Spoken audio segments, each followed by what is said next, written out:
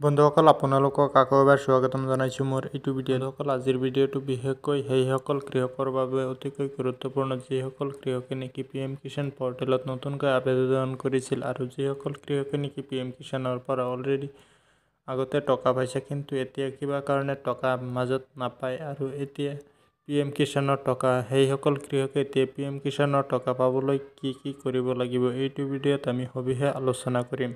তো বলক ভিডিঅ'টো আৰম্ভ কৰোঁ। বন্ধুসকল ভিডিঅ'টো আৰম্ভ কৰাৰ আগতে আপোনালোকক এটা সৰু ৰিকুৱেষ্ট, আপুনি যদি মোৰ চেনেললৈ প্ৰথমবাৰ ভিজিট কৰিছে তেতিয়াহ'লে চেনেলটো ছাবস্ক্ৰাইব কৰিব আৰু যদি ফেচবুকত চাইছে মোৰ পেজটো ফ'ল' কৰি লগতে ভিডিঅ'টোত এটা লাইক কৰি দিব।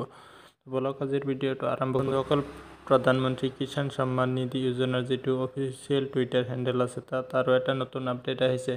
ইয়াত আপোনালোকে দেখিবলৈ পাইছে যে PM किसान सम्मान निधि योजना की अग्रिम किस्त का लाभ उठाने के लिए চাৰিটা কাৰণ উল্লেখ কৰিছে। ইয়াতে প্ৰথমতে কৈছে যে আপোনাৰ বেংক খাতে কো আধাৰ কাৰ্ড সে লিংক ৰাখে।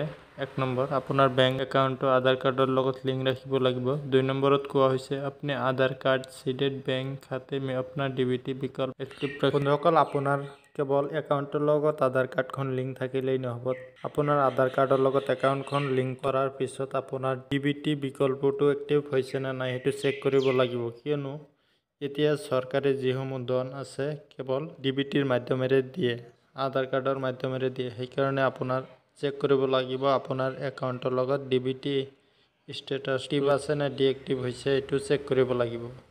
তো 3 নম্বৰত উল্লেখ কৰিছে যে আপোনাৰ EKYC পূৰা কৰে। বন্ধুসকল আপোনালোকে এতিয়ালৈকে EKYCটো পূৰা কৰা নাই, EKYCটো কৰি ল'ব। তাৰপিছত 4 নম্বৰত কোৱা হৈছে এই তিনিওটা কাম কৰাৰ পিছত আপোনাৰ এই তিনিওটা বস্তু আপুনি কৰাৰ পিছত আপুনি PM কিষাণৰ পৰ্টেলত গৈ PM কিষাণৰ অফিচিয়েল ৱেবছাইটত আহি আপোনালোকে এবাৰ ইলিজিবিলিটি ষ্টেটাছটো চেক কৰিব। চেক কৰাৰ পিছত আপোনালোকে যদি দেখিবলৈ পায় land seeding yes, Aadhaar card bank account seeding status yes আৰু EKYC ষ্টেটাছ ইয়েছ, এই তিনিওটা ইয়েছ থাকিলে আপোনাৰ আৰু একো কৰিব নালাগে। আপুনি নিশ্চয় যেতিয়াই PM কিষাণৰ নেক্সট ইনষ্টলমেণ্টৰ টকাটো দিব নিশ্চয় আপোনাৰ একাউণ্টতো টকাটো আহিব। তো এতিয়া আহোঁ পৰৱৰ্তী খবৰলৈ। এতিয়া আমি দেখুৱাই দিম যে যিসকলে নতুনকৈ এপ্লাই কৰিছিলে তেওঁলোকে 2024 চনত তেওঁলোকৰ নামটো আহিছে নে নাই লিষ্টত কেনেকৈ চেক কৰিব। ইয়াৰ বাবে আপুনি আপোনাৰ মোবাইলৰ ক্ৰম ব্ৰাউজাৰটো অ'পেন কৰিব। আপুনি আপোনাৰ মোবাইলৰ ক্ৰম ব্ৰাউজাৰটো অ'পেন কৰিব। অ'পেন কৰাৰ পাছত চাৰ্চ বাৰত মাৰি দিব PM Kisan. PM Kisan search কৰাৰ পাছত ওপৰত যিটো লিংক আহিব pmkisan.gov.in ইয়াত ক্লিক কৰি দিব। দেখিবলৈ পাব ফাৰ্মাৰ কৰ্ণাৰৰ তলফালে কেইটামান অপশ্যন পাই যাব। EKYC নিউ ফাৰ্মাৰ ৰেজিষ্ট্ৰেশ্যন, তাৰপিছত status of self registered farmer CSC farmer, updation of registered farmer, তাৰপিছত ন'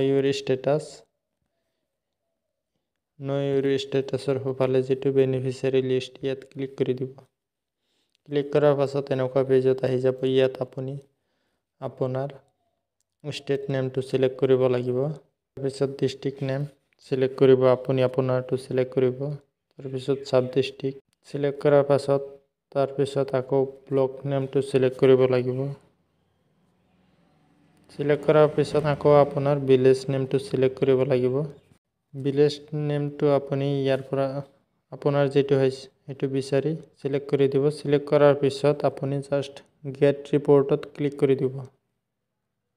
ক্লিক কৰাৰ পাছত এনেকুৱা পেজত আহি যাব। ইয়াত আপোনালোকে দেখিবলৈ পাইছে সকলো নাম আহি যাব।